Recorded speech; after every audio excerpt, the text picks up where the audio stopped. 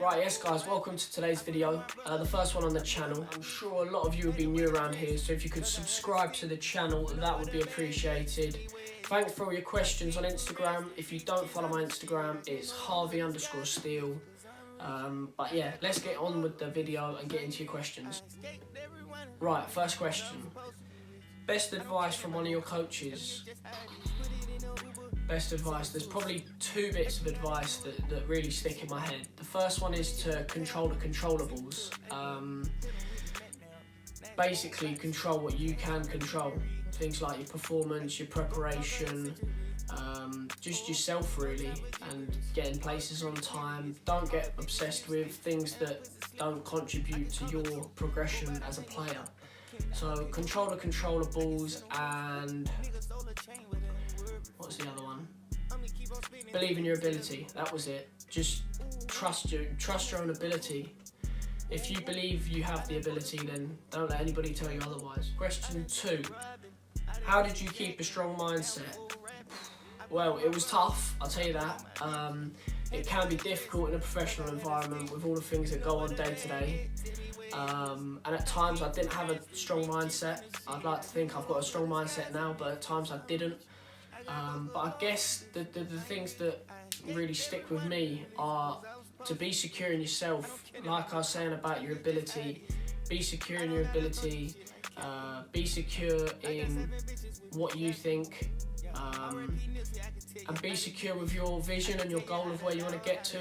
A tip that I'd advise for people who are aiming for a professional contract, aiming for a goal in anything, is to set yourself targets, just to keep ticking them off, keep moving forward, and so you can see that visual progression. So being secure in yourself and setting yourself targets are definitely two things that will help with a strong mindset. Question 3. What is your next step football-wise? Well, of course I'd like to stay in the pro game, but with the current situation, I do think that's going to be difficult. I've spoken to a few people about that possibility, and they said that it is going to be hard at the moment because clubs don't even want to think about next season before this season ends. So for me now, it's just about trying to contact non-league clubs locally, and begin having conversations with them to see if I can line up possibility of signing with them. So yeah. Question 4. Best game / favourite moment? Best game, probably Tottenham at the Abbey Stadium. My first Abbey game, under the lights. I think there was about 1,000 people there. I was an under 15 at the time. I remember the day before we went into Clare, the training ground, and we sat and we had a meeting before we left, and I found out that I was playing. Honestly, I was buzzing. I was sat in the meeting. It was like I was sat in the meeting the other day when I was getting my decision. I was sat there and it felt that big. With butterflies and that. I was like, oh, am I going to start? Am I not? But yeah, I started. The game finished 2-2. And we nearly won it at the death. I think Joe Neal had a chance. He got the ball on the edge of the box, turned, hit it, and honestly, everybody was just waiting for it to hit the net, and it just went past the post. So yeah, that was probably the best. That was probably the best game I've played in. Favourite moment? Favourite moment, probably my 2 goals. No, probably my goal against Luton or my goal against Peterborough. I mean, anyone who plays football will know that feeling of scoring is something like, I don't know, you don't get a buzz like it. And if you know me, you know I don't score very often. So them goals against my rivals, and trust me, I don't like either of them, but any of you want to sign me now, anybody watching from Peterborough, Luton, yeah, just sign me up. I mean, yeah. But no, them two definitely stick with me. I mean, I'll definitely show you them later on. I don't gotta throw you shit like I got 7 bitches with me capping it. Yeah, R.I.P. Nipsey, I can tell you how to get rich. I can tell you how to die or how to live in this bitch. I can tell tell you how to talk the most impeccable shit. I can show you how to walk like you got decimals, bitch. Show you how I can get the top from all the top 10 bitches. I got white Adderalls and I hit my ceiling. I got lights on, baby, I got mouse in this bitch. No flat zone, caught you like your mouse in this bitch. Grown tycoon and I took some losses, you bitch. I'm a boss, but I don't like to. Question 5. Would you do anything differently / do you have any regrets? It's a tough one. I was thinking about this the other day. Yes, I would do things differently. However, I'm not the same person I was at the start of my scholarship. I've changed completely. I've got a different mindset, different desire, different hunger. So of course I would do things differently. But I think it's hard to say I regret things because I wasn't that person at the time. So the things I do now are different to what I was doing and what I would do then. But yeah, hopefully whatever I do next, I can then show that desire, hunger, and mindset which has changed for the better. So yeah, we'll see. Question 6. Biggest lesson learned? Probably setbacks are inevitable. Never doubt in your ability and try and keep your confidence as high as you can. They're definitely the ones. I think the first one of setbacks are inevitable is massive, and I think that's something that I didn't realise or really consider when I first went into my scholarship. So if you are watching this video and you are about to go into a scholarship or you're about to go into something new, just remember that setbacks are inevitable. It's just about how you react to them. Question 7. Hardest part of your scholarship? Without a doubt, not playing in my first year. When I wasn't playing in my first year, I took it very harshly and personally, and I let it kind of distract me from where I was and what I was doing. Got caught up, like I was saying earlier, with things that weren't adding to my progression, and that kind of just detracted away from where I was trying to go. So yeah, that was probably the hardest part. In them shoes again, I would probably just do everything I could to show anybody at the club that I was ready to get in the team and ready to progress, really. If that meant getting in half an hour, 45 minutes earlier to training to make sure I'm fresh and ready for a session, then I'll do it. If that meant staying after to do gym to work on something you need physically, then do that. But just doing everything you can to just show people that, listen, right now might not be my time, but there will be a time, and when the time does come, I'll be ready. Best player you've played with and against? So the best player I've probably played with is Samir Carruthers. One story that sticks in my head is basically the youth team were being used as shadow players in a first team session, and took it in turns of some were shadowing, some were playing five-a-side. So I was on the five-a-side pitch resting, and Samir Carruthers stood Greg Taylor up and was just kind of just teasing him, waiting for Greg to do something. And if Greg watches this or happened to see this, I'm sorry, but he's flip-flap nutmegged Greg, run round him and scored. Honestly, everybody was just like, oh dear.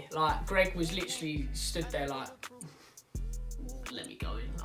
Do you know what I mean? It was just one of them. But no, he's definitely the technically best players that I've been fortunate to train or play with. Best player I've played against? 2 players who've been quicker than me before. One is Charles Claydon, who was at Leyton Orient at the time. I think he's at Charlton now. And I was an under 15, and literally just ripped me apart. Every time the ball was there, he was there. It was he was 2 seconds quicker than anything I was doing. He gave me an absolute horrible game. And at the end, I held my hands up and just, I've been done today. The next player is probably Janelle Bennett for Spurs. So we played Spurs as an under-16, and Janelle played. He was rapid as well, but I'd like to think I defended him quite well. Definitely better than I defended Charles Claydon. I've got some applause on that afterwards for the way I defended him. So I mean, yeah, he was good though. Like there was a couple times like he had me twisting and turning. But yeah, them two are the two best players I played against. Best team you've played against? Well, it was that Spurs team that Janelle was in. That had players like Louis Binks, Malachi, Nonny, obviously Janelle. They had a really strong team. We lost 3-1 that game, but I mean, yeah, a lot of England youngsters and things like that. But no, that was definitely the best team I played against. Best highlight of your scholarship?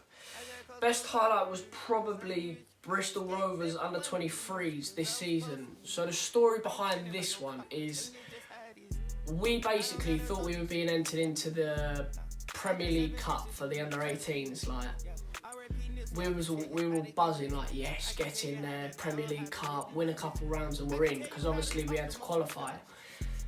So we've turned up at Bristol Rovers and the first person we've seen is this huge, he must have been 6'5", bald guy with this massive beard, and he's got one on his club tracksuit, and we're thinking, right, he's not under 18s, no way he's under 18s.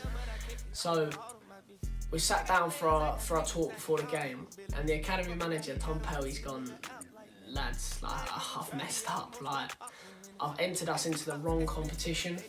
So you're playing against Bristol Rovers 23s. There was like some first teamers, some youngsters who have been on the bench, some boys who were like young pros, so like in their first or second year of their professional contract. So they basically had a really experienced team. We managed to beat them 2-0. I got an assist, I'll show you that now.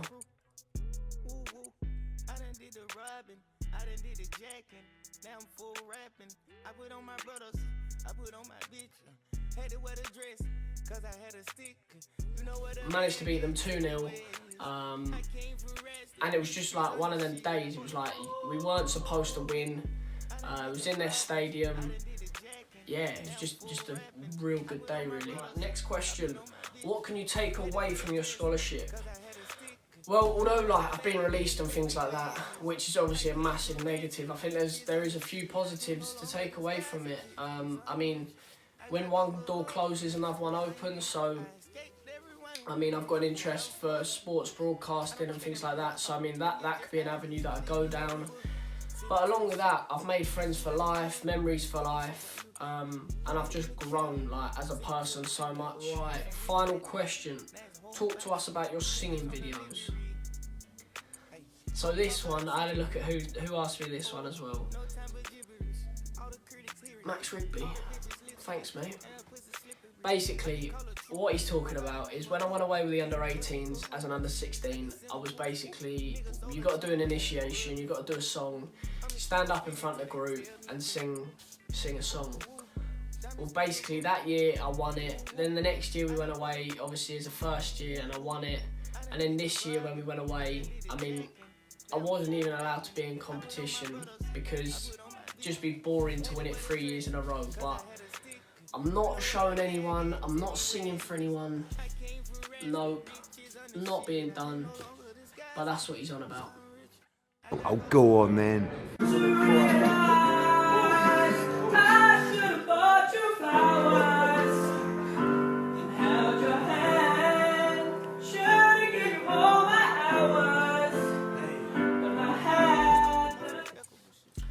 Alright guys, so thanks for watching the video. I'm sure you are all new around here, so if you could just subscribe to the channel for more videos. Also head over to Twitter and follow me on Twitter at SteelViews, or check out my website at www.steelviews.co.uk for some more content. Drop a comment down below with anything you want me to do next. Thanks for watching and hopefully catch you in my next video.